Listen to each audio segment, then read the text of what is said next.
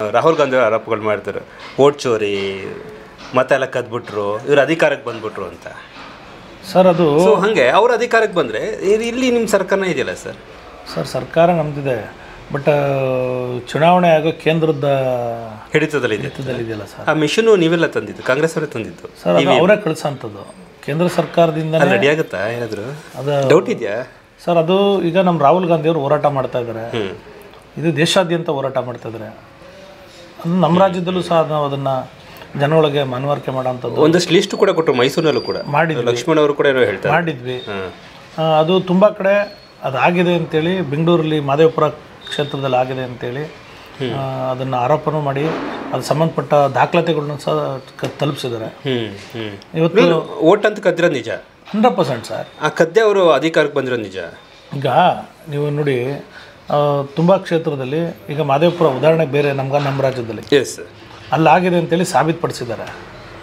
ಭಾರತೀಯ ಜನತಾ ಪಕ್ಷದವರು ಮತಗಳತನ ಮಾಡಿ ಲೋಕಸಭೆಯಲ್ಲಿ ಚುನಾವಣೆಯಲ್ಲಿ, ಲೋಕಸಭಾ ಚುನಾವಣೆಯಲ್ಲಿ, ಅಸೆಂಬ್ಲಿ ಚುನಾವಣೆಗಳಲ್ಲಿ ಅಧಿಕಾರಕ್ಕೆ ಬಂದಿದ್ದಾರೆ ಅಂತಕ್ಕಂಥದ್ದನ್ನ ಇವತ್ತು ಬಹಳ ಸ್ಪಷ್ಟವಾಗಿ ಹೇಳಲಿಕ್ಕೆ ಬಯಸ್ತಾ ಇದ್ದೇನೆ.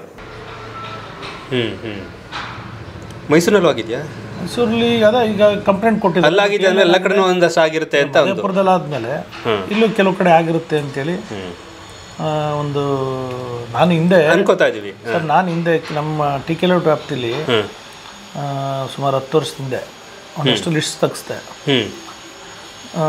ಮನೆ ನಂಬರು 200 ಶುರು ಆದರೆ 1000 ತನಕ ಇದೆ. ಅದು ಪ್ರಾಧಿಕಾರ ಅಲಾಟ್ಮೆಂಟ್ ಮಾಡಿರೋಂಥ ಮನೆ ನಂಬರು, ಸೈಟ್ ನಂಬರು. ಅಲ್ಲಿ ಪಕ್ಕದಲ್ಲಿ 200 ಪಕ್ಕದಲ್ಲಿ 26/1 CH 26 ಕಂಟಿನ್ಯೂ ಬರ್ತಿತ್ತು. ಆ ಮನೆಗಳೇ ಇರ್ತಿರಲಿಲ್ಲ, ಅಲ್ಲಿ ಓಟ್ ಇರ್ತಿತ್ತು.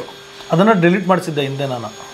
ಹೌದಾ? ನೀವು ಕಾರ್ಪೊರೇಟ್ ಆಗೋದು ಮುಂಚೆ ನಮ್ಮ ಇಲ್ಲಿ ಏನು BLOಗಳು ಬರ್ತಾಯಿದ್ರು ಚುನಾವಣೆ ಅವರು, ಅವ್ರ ಕೈಲಿ ಅದೊಂದಷ್ಟು ಒಂದು ಸುಮಾರು ಓಟು ಡಿಲೀಟ್ ಮಾಡಿಸಿದ್ವಿ. ಬಟ್ ಆ ಮನೆಗಳೇ ಇರ್ತಿರ್ಲಿಲ್ಲ, ಲಿಸ್ಟಲ್ಲಿ ಅದು ಇರ್ತಿತ್ತು. ನಾವೊಂದು ಹಿಂದೆ 10 ವರ್ಷದಿಂದನೇ ಅದನ್ನು ಡಿಲೀಟ್ ಮಾಡಿಸಿದ್ವಿ ಅದನ್ನ. ಬಿಜೆಪಿ ಕೇಂದ್ರದಲ್ಲಿ ಬಿಜೆಪಿ ಅವತ್ತು ಇಲ್ಲಿ ಶಾಸಕರು ಅವರೇ ಇದ್ರು. ಶಾಸಕರು ಯಾರಿದ್ರು ಸರ್ ಅವಾಗ? ರಾಮದಾಸ್ ಅವರು ಇದ್ರು. ರಾಮದಾಸ್ ಸಚಿವರು ಕೂಡ ಆಗಿದ್ದಾರೆ ಆಯ್ತಾ. ಅದನ್ನ ತೆಗ್ಸಿದ್ವಿ ನಾವೇನೆ. ಹಾಗಾದ್ರೆ ಈಗ ನೀವು ಏನಾದ್ರು ಈ ಕಾಂಗ್ರೆಸ್ ಸರ್ಕಾರದ ರಾಜ್ಯದಲ್ಲಿ ಬಂದಿದ್ದಲ್ಲ ಸರ್, ವೋಟ್ ಚೋರಿ ಆಗಿದ್ರೆ ಬಿಜೆಪಿ ಬರಬೇಕಾಗಿತ್ತು ಸರ್. ಈಗ ದೊಡ್ಡ ಮಟ್ಟದಲ್ಲಿ ಆಗಿಲ್ಲ ಅಂತೀರಾ? ಅಷ್ಟು ಈಗ ಕೆಲವು ಕ್ಷೇತ್ರದಲ್ಲಿ ಆಗಿದೆ ಅಂತೇಳಿ ಆರೋಪ ನಡೀತಾ ಇದೆ.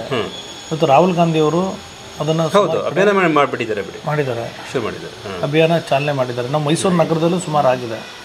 ಬಟ್ ಅದನ್ನು ದೊಡ್ಡ ಮಟ್ಟದಲ್ಲಿ ಇವತ್ತು ನಮ್ಮ ರಾಹುಲ್ ಗಾಂಧಿ ಅವ್ರ ನೇತೃತ್ವದಲ್ಲಿ ನಡೀತಾ ಇದೆ. ಬಟ್ ತನಿಖೆ ಆಗಲಿ. ಹಾಗಾದ್ರೆ ಯದುವೀರ್ ಈ ಎಲೆಕ್ಷನಲ್ಲಿ ಕೂಡ ಯದುವೀರ್ಗೂ ಕೂಡ ಅದೇ ವೋಟ್ ಚೋರಿ ಏನಾಗಿದೆ ಅಂತ ಗೊತ್ತಾಗಬೇಕಲ್ಲ ಸರ್ ಈಗ. ಎಸ್, ಬಟ್ ಅಲ್ಲಿ ಡೌಟ್ ಬಂದಿದೆ ಆದಮೇಲೆ ನಾವು ಹಂಗೆ ಅನ್ಕೊಳ್ಬೇಕಲ್ವಾ? ಈಗ ಅದನ್ನು ವಿರುದ್ಧವಾಗಿ ನಾವು ಒಂದು ಅಭಿಯಾನ ಮಾಡಿದ್ವಲ್ಲ. Correct sir, correct. ಸೊ ಆದರೆ ನೀವು ನೆಕ್ಸ್ಟ್ ಕಾರ್ಪೊರೇಟರ್ ಆಗಕ್ಕೆ ಹೋದಾಗ ಎಲೆಕ್ಷನ್ ನಿಂತ್ಕೊಂಡಾಗಲೂ ಕೂಡ ವೋಟ್ ಚೋರಿ ಆಗದೇ ಇರಲಿ ಸರ್.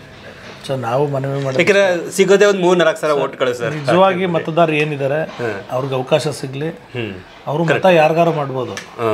ಬಟ್ ನಿಜವಾದ ಮತದಾರರಿಗೆ ಮತದಾನ ಮಾಡೋಂಥ ಅವಕಾಶ ಸಿಗಲಿ ಸರ್. ಆ ಭಾವನೆಯಲ್ಲಿ ನಾನು ಸಂಬಂಧಪಟ್ಟ ಅಧಿಕಾರಿಗಳಿಗೆ ಮನವಿ ಮಾಡ್ತೀನಿ. ಮನೆಗೆ ಹೋಗಿ ಸಮೀಕ್ಷೆ ಮಾಡಿ ಯಾರಿದ್ದಾರೆ ಅವ್ರ ಮತವನ್ನು ನೋಂದಣಿ ಮಾಡೋಂಥದ್ದಾಗಲಿ, ಲಿಸ್ಟಿಗೆ ಸೇರಿಸೋಂಥದ್ದಾಗಲಿ ಅಂತೇಳಿ ನಾನು ತಮ್ಮ ಮಾಧ್ಯಮ ಮುಖಾಂತರ ಹೇಳಲಿಕ್ಕೆ ಬಯಸ್ತೇನೆ. ಈಗಲೂ ಸ್ವಲ್ಪ ವೋಟರ್ಸ್ ಜಾಸ್ತಿ ಆಗಿದ್ದಾರೆ, ಆಗಿರ್ಬೋದು ಸರ್, ಆಗಿದ್ರೆ ಈಗ ಮತ್ತೆ ಶುರು ಆಗುತ್ತೆ. ನೋಡ್ಕೊಳ್ಳಿ ಸರ್, ಏನಾರು ಆ ಥರ ಆಯಿತು ಅಂದರೆ ನಾವು ಖಂಡಿತವಲ್ಲ ಆ ಜಾಗಕ್ಕೆ ಬರ್ತೀವಿ. ನಾವು ನೇರವಾಗಿ ಖಂಡಿಸ್ತೀವಿ, ವಿರುದ್ಧ ಮಾಡೋಕ್ಕೆ ನಾವು ಬಂದೇ ಬರ್ತೀವಿ, ಯಾರದೇ ಆಗಲಿ ಖಂಡಿಸ್ತೀವಿ ಸರ್. ಸರ್, ಒಬ್ಬ ವ್ಯಕ್ತಿ 1 ಓಟಿಂದ ಗೆದ್ದಂಥ ಕಾರ್ಪೊರೇಟ್ಗಳು ಇದ್ದಾರೆ ಇಲ್ಲಿ, 1 ಓಟಿಂದ ಸೋತಂಥ MLAಗಳು ಕೂಡ ಇದ್ದಾರೆ ಇಲ್ಲಿ.